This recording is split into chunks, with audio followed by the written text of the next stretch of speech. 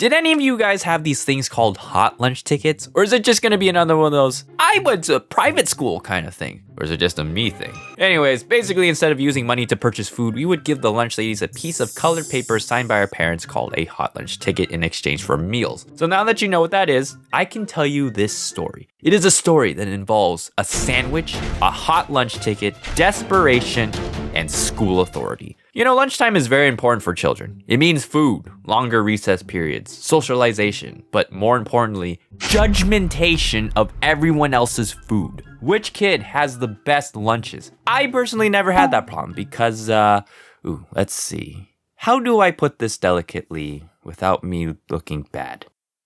I love my mom very much, and I appreciate the effort she puts in every morning to make me food.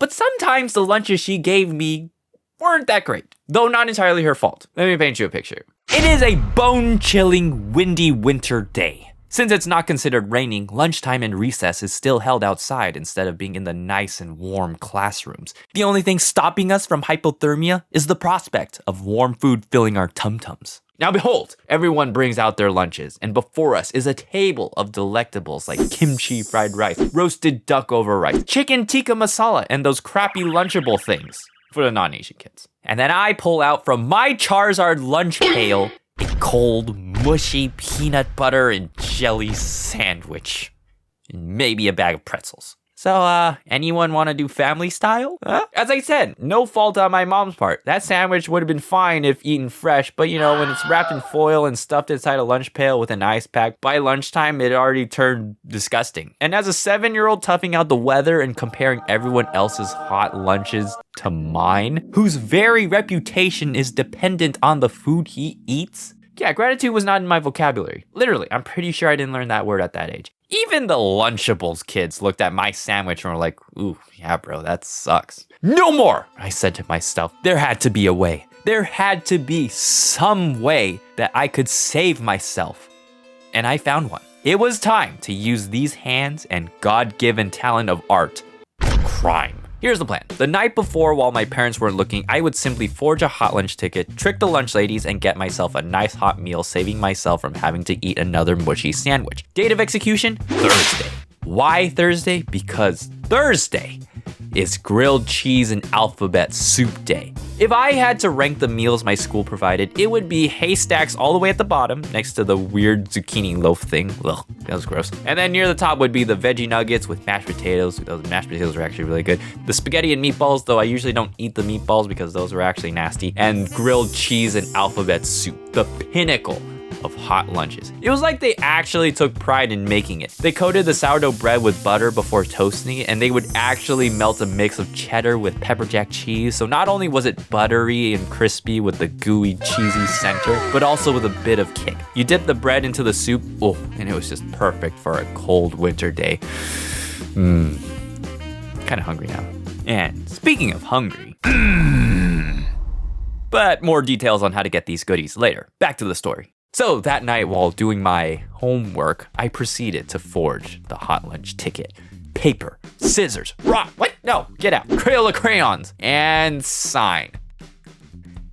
It was perfect. Oh yeah, all the pieces were coming together. That fateful Thursday finally came. Bone-chilling cold and wind, perfect conditions for a hot lunch. Once again, everyone had their lunches. I technically had mine, but I wasn't intending on eating it. No, my eyes were set on the grilled cheese and Campbell's alphabet soup. I waited anxiously in line. I could smell the buttery golden brown sourdough bread with the gooey cheddar cheese and that steamy tomato soup with the alphabet noodles spelling my name. Ticket, please. So I handed her my ticket, obviously behaving like I belonged there. And we were almost at the finish line, and that meal was practically mine. Huh. That's odd. Oh no. She must have had super intuition because she noticed that something was off about my lunch ticket. But then she did something that I did not see coming. She called over the dreaded supervisors, the guardians / enforcers of recess, making sure bratty children stayed in line and picked up their 2 pieces of trash. The supervisor takes one look at the ticket and then at me. Did you make this? Yes? I'm impressed, kid. Anyone that goes through that amount of effort to pull off a stunt like this deserves respect. Go ahead and give this young man a hot meal. He deserves it.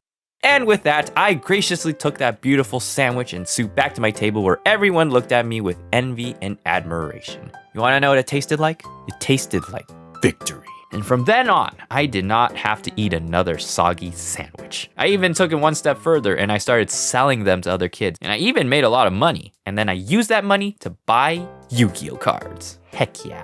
It was like the perfect ending to a perfect plan. Now, if you find that hard to believe, well, good, because obviously that didn't happen. Psych! Nope, I was caught and I was sent to the office. Well, I did not see this coming. Like, I admit in hindsight that the lunch ticket wasn't my best work, but I just figured worst case scenario, they'd say no and send me back to my table. Not send me all the way to the office. And I'm sure you watching this know that going to the office is basically the child equivalent of jail. Darn it, I knew I should have colored the backside. They asked me a few questions like how I came across this ticket, why I did it, whether I even had a lunch, which, yes, I did. A sandwich, I don't know, maybe I should have cried. They wouldn't keep interrogating me if I cried, right?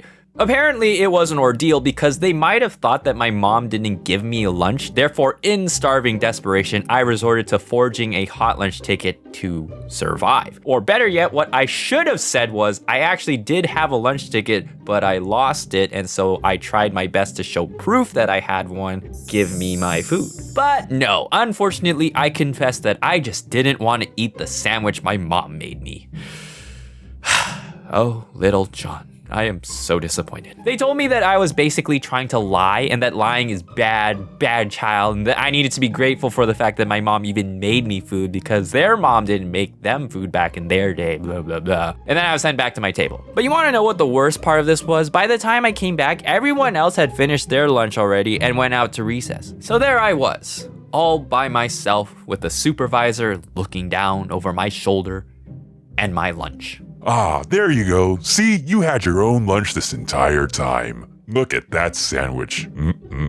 Looks yummy. I may not have known the word, but I could sense mockery. So no hot lunch for me, just a cold, soggy peanut butter and jelly sandwich. And that is why, to this day, I do not like peanut butter and jelly sandwiches. I actually don't remember if the office ever called my mom about it, so I recently asked her, hey, do you remember that time I got in trouble for forging a lunch ticket because I didn't want to eat your disgusting soggy sandwiches? You did what?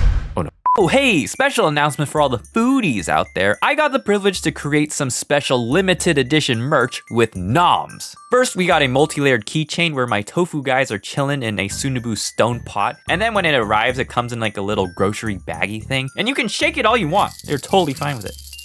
See? Sunabu and chill, am I right? In addition, there are 6 savory stickers, some crispy, some eggy, some spicy, and who knows, maybe I'll get to do more in the future. I just know that whenever I look at these stickers, I get hungry. It's just too bad I can't eat them. Anyways, but if you're a foodie like me, then these will be perfect for you, as well as greatly support the channel. So be sure to check them out over at nomsco.com/pages/youngyongtales. Supply is extremely limited, so be sure to get yours before they are gone for good. Links will be in the description below. Also, I just wanted to say a huge thank you. As I am recording this, the channel has officially surpassed 1 million subscribers. That is absolutely insane. So I do have something special planned. Unfortunately, it's not done yet. Storytime animated problems, am I right? So stay tuned for that. But until then, have a tofu-tastic day.